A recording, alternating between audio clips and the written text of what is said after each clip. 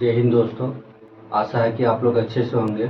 मैं कितने दिन से सोच रहा था कि इजराइल के खुफिया एजेंसी पे एक वीडियो बनाऊं, तो आज मुझे मौका मिला खुफिया एजेंसी पे एक वीडियो बनाने का। तो हालांकि ये कहानियाँ ऐसी कहानियाँ हैं जिससे पूरी दुनिया हिल गई थी। जैसा कि आप लोग जानते हैं कि इजराइल जब बना तो उनके जो बॉर्डर है वो अरब कंट्री के साथ लगा हुआ है और उनके चारों तरफ दुश्मन है। वो हमेशा चाहता था कि अगर हम इस बीच में रहना है तो मुझे ताकतवर बन के रहना पड़ेगा, नहीं तो मेरा कोई चारा नहीं है।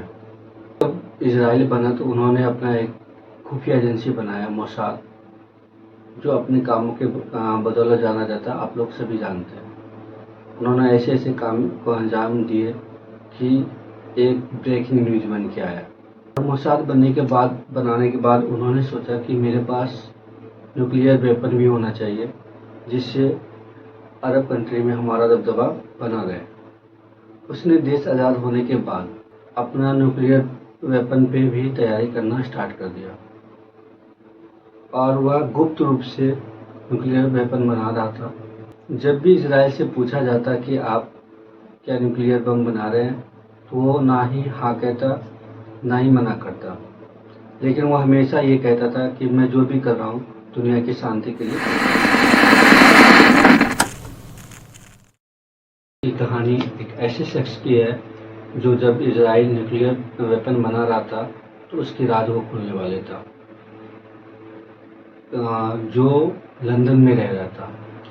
आप लोग सभी जानते हैं कि इजराइल और लंदन एक अच्छा मित्र था, अभी भी है।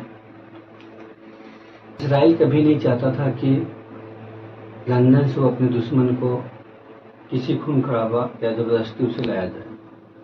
उसका प्लानिंग ये था कि हम उसे उसकी मर्जी से लंदन से इजराइल लाएं। इसी बीच मोसाद के एक लेडीज एजेंट को ये डांस दिया गया और वह नौजवान जो इजराइल के न्यूक्लियर वेपन के राज खुलने वाले थे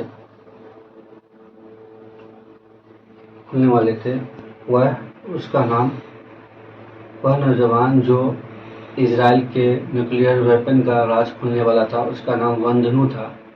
हालांकि उसका जन्म स्थान मोरक्को था, लेकिन आप सभी जानते हैं कि पूरी दुनिया में जिस भी कंट्री में यहूदी रहता हो, अगर वह इजराइल के अंदर नागरिकता लेना चाहते हो तो उन्हें नागरिकता मिल जाता है। इजराइल में उनकी पढ़ाई होने के बाद उन्होंने इजराइल पायलट की तैयारी किया, लेकिन उसमें पास ना हो पाया और वो फेल हो गए। फिर इजराइल आर्मी में उन्होंने टाइम दिए। इजराइल आर्मी में टाइम देने के बाद उसे पता चला कि इजराइल के अंदर एक जगह है, वहाँ हमें टेक्नीशियन का जॉब मिल रहा है। उसने इजराइल के न्यूक्लियर वेपन जहाँ तैयार हो रहा था वहाँ टेक्नीशियन का जॉब मिल गया, लेकिन टेक्नीशियन का जॉब मिलने से पहले उस पर बहुत सारा शर्तें रखा गया कि अगर आप यहाँ काम कर रहे हैं तो आप किसी भी मीडिया से नहीं मिल सकते और यहाँ का कोई भी इन्फॉर्मेशन बाहर नहीं दे सकते। दूसरी नंबर बात, आप किसी भी अरब कंट्री में नहीं जा सकते हैं और ना ही किसी भी कम्युनिस्ट सरकार वाली कंट्री में, क्योंकि वो इजराइल की अरब कंट्री और कम्युनिस्ट सरकार वाली कंट्री से बनती नहीं थी। यहाँ तक कि ये भी शर्तें रखा गया था कि आप काम छोड़ने के बाद भी 5 साल तक आप किसी भी कंट्री में नहीं जा सकते। काम के दौरान ही उसकी जो रुचि थी वो कम्युनिस्टवादी था और वो हमेशा फिलिस्तीन के सपोर्ट में बोलता था। वो हमेशा ये बोलता था कि फिलिस्तीनियों को भी जीने का हक है। जॉब के दौरान ही उसने इजराइल में ही एक कम्युनिस्ट पार्टी को ज्वाइन किया। हालांकि उनके बॉस को पता चला था, लेकिन उन्होंने किसी तरीक़े से इस चीज़ को संभाल के उन्होंने जब जॉब छोड़ने की प्लानिंग कर लिया तो जॉब छोड़ने से पहले उन्होंने परमाणु प्लांट के 50 से 57 पीक खींच लिए थे और वो चुपचाप अपने पास रख लिए। उसके बाद जॉब छोड़ने के बाद वो अमेरिका एंड नेपाल, उसके बाद वो लंदन में शिफ्ट हो गए। और वहीं वो छोटा मोटा कारोबार करने लगे। वह एक दिन लंदन के न्यूज़ रिपोर्टर से मिला, लेकिन न्यूज़ रिपोर्टर ने कोई उनकी बातों को इग्नोर कर दिया। उसके बाद लंदन के न्यूज़ समाचार पत्र अखबार वाले उन्होंने लंदन के द संडे न्यूज़पेपर वाले से मिला और उन्होंने सारे प्रोग्राम बताए कि इजराइल जो है खुफिया तौर से परमाणु हथियार बना रहे हैं जो अधिक मात्रा में है। अक्टूबर 1996 में जर्नलिस्ट पीटर ने अक्टूबर 1996 में न्यूज़ रिपोर्ट छापे और न्यूज़ रिपोर्ट में उन्होंने इजराइल के परमाणु के बारे में सारी जानकारियाँ छाप दी। उन्होंने किस तरीक़ा से एम्बेसी में बात किए थे और टेक्नीशियन से बात किए थे वो, और उसमें उन्होंने जो 57 पीक थे वो भी द संडे टाइम में छाप दिए। इस खबर के बाद पूरी दुनिया में हलचल पहुंच गई और यहाँ तक कि अमेरिका को भी नहीं मालूम था कि हमारा दोस्त इजराइल जो परमाणु हथियार बना रहे हैं। इजराइल 2 महीना के बाद अक्टूबर 1996 के 2 महीने बाद कबूला के बंधनों मेरे अरेस्ट में और उसके ऊपर देशद्रोह का मुकदमा चल रहा है।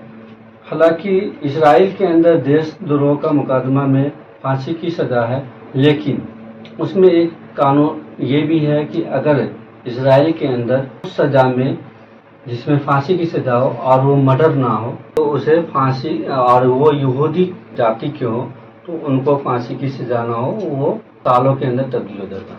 वंदनों को 18 साल की सज़ा हुई और 11 साल उसने अकेला जीवन अपना काटे और 7 साल जो बचा हुआ था उसमें जेलर ने उसे लोगों के साथ सज़ा कटवाई। बहुत सारा टॉर्चर किया गया जेलों के अंदर। फिर अंत में इसी बीच में वंदनों का बहुत सारे सपोर्टर बन गए और बहुत सारे खिलाफ, क्योंकि वंदनों ने मानवाधिकार के लिए बहुत ही अच्छा काम किए और फिर मानवाधिकार के सपोर्ट से उसे 2004 में रिहा किया गया और बहुत सारी शर्तें रखी गई कि आप मीडिया के अंदर नहीं आ सकते, आप किसी कंट्री में नहीं जा सकते, आप किसी भी बातों को फैला नहीं सकते। इसी बीच उन्होंने मीडिया से, जेल से निकलने के बाद उन्होंने मीडिया से एक बार संपर्क किए।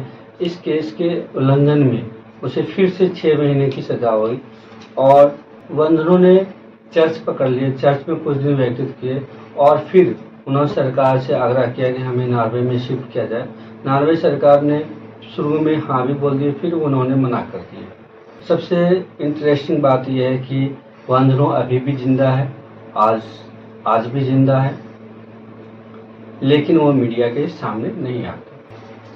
सबसे इंटरेस्टिंग बात यह है कि 1997 से लेके अब तक वंदनों को नोबेल पीस पुरस्कार में नॉमिनेट किया जाता है और एक बार नॉमिनेट किया जाता है क्योंकि उन्होंने मानवाधिकार का सपोर्ट किया, इसीलिए।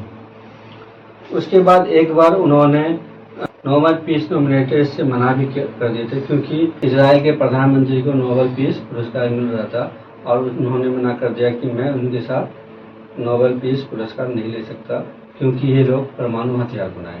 और एक जानकारी और है इसमें, जब वंदनों से ये पूछा गया कि आपको लंदन से इजराइल आने के दौरान जो वो लड़की थी वो उसको आप जानते हैं, उसने बताया हाँ मैं जानता हूँ, उसका नाम सिंधी है, वो मेरी अच्छी दोस्त है। उसे अभी भी विश्वास ये नहीं हो रहा था कि वो मोसाद की एजेंट। कुछ दिन बाद वंदनों ने जब पता करते करते सिंधी के घर पहुँचे तो उनके हस्बैंड से मिले और सिंधी से भी मिले और सिंधी से उसने अपने बारे में बताया। तो उन्होंने बताया कि मेरा नाम सिंधी नहीं है, मुझे एक डांस मिला था जो तुम्हें अरेस्ट करना था और मेरा नाम वेंदो के पास पहले से शेरल हैने वेंटो का तस्वीर था। उसने बोला कि मेरे पास तस्वीर अभी भी है। जब वो तस्वीर मीडिया के अंदर आया तो मीडिया के अंदर बहुत सारे सवाल होने लगे और मीडिया के दौरान उनके पिता से पूछा गया कि क्या आपकी बेटी मोसाद के एजेंट है। उनके पिता ने बता दिया कि मुझे कुछ नहीं मालूम कि मेरी बेटी मोसाद के एजेंट है या नहीं। तो इससे जाहिर होता है कि मोसाद के जो एजेंट होते हैं बहुत ही अपने कामों में माहिर है। वंदनों का मानना है कि परमाणु हथियार मानवता के लिए हानिकारक है और वो इसका विरोध करता है। ठीक है दोस्तों, आशा है कि आप लोग अच्छे से होंगे। मैं नेक्स्ट टाइम फिर एक नई कहानी के साथ आप लोगों के बीच आऊँगा।